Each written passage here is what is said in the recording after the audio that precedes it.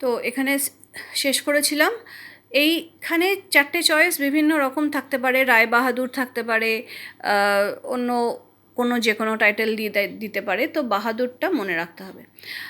I was third para. I was one of many children, a short boy with rather undistinguished looks, born to tall and handsome parents. কি দাঁড়াচ্ছে? Looks of কালাম, কেমন দেখতে ছিলেন? Looks of Kalam in his childhood, কেমন ছিলেন? A short boy with undistinguished looks. Undistinguish কথাটার মানে হলো নট ইন্টারেস্টিং, মানে মামুলি, সাধারণ দেখতে।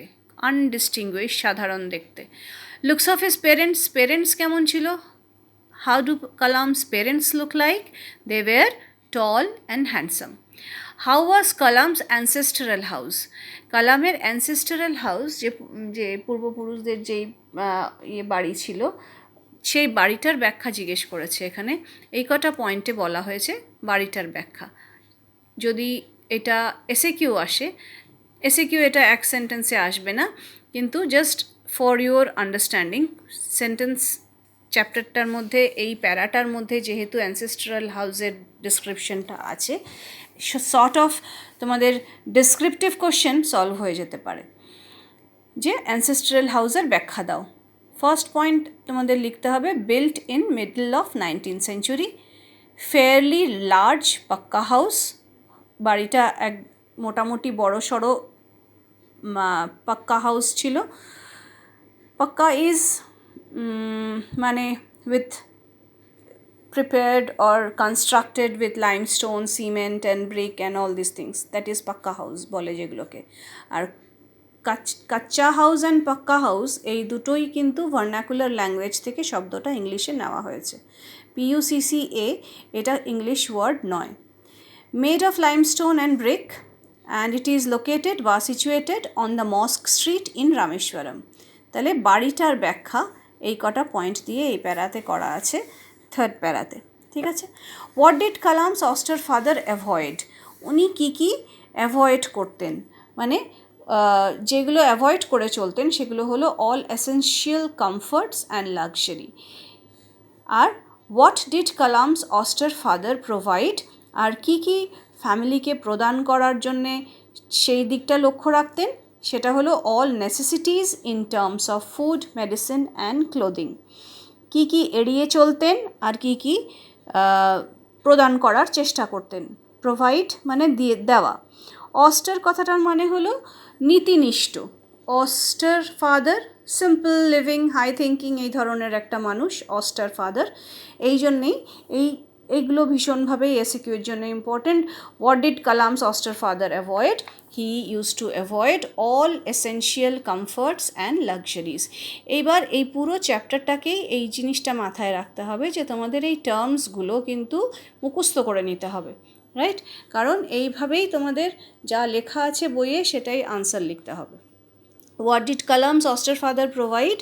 মেডিসিন, ফুড অ্যান্ড ক্লোদিং, এইগুলো উনি দেওয়ার চেষ্টা করতেন, এইগুলোর কোনো অভাব ছিল না। এখানে শেষ হলো para number 3। How was Kalam's childhood? Very much secured materially and emotionally. Third para আমার এখানে শেষ হলো। I was one of my many children, a short boy with rather undistinguished looks, born to tall and handsome parents. We lived in our ancestral house, which was built in the middle of 19th century. It was a fairly large pakka house made of limestone and brick on the Mosque Street in Rameshwaram. My austere father used to avoid all the essential comforts and luxuries.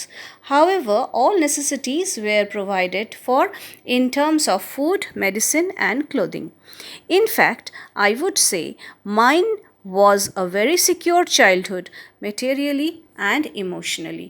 সব দিক থেকেই আমার খুব নিশ্চিন্ত একটা ছেলেবেলা কেটেছে। নাও Para 4. I normally ate with my mother sitting on the floor of the kitchen. She would place a banana leaf before me. একটা কলা পাতা আমার সামনে রাখতেন। রান্নাঘরের মেঝেতে বসেই আমি আর আমার মা খেতাম।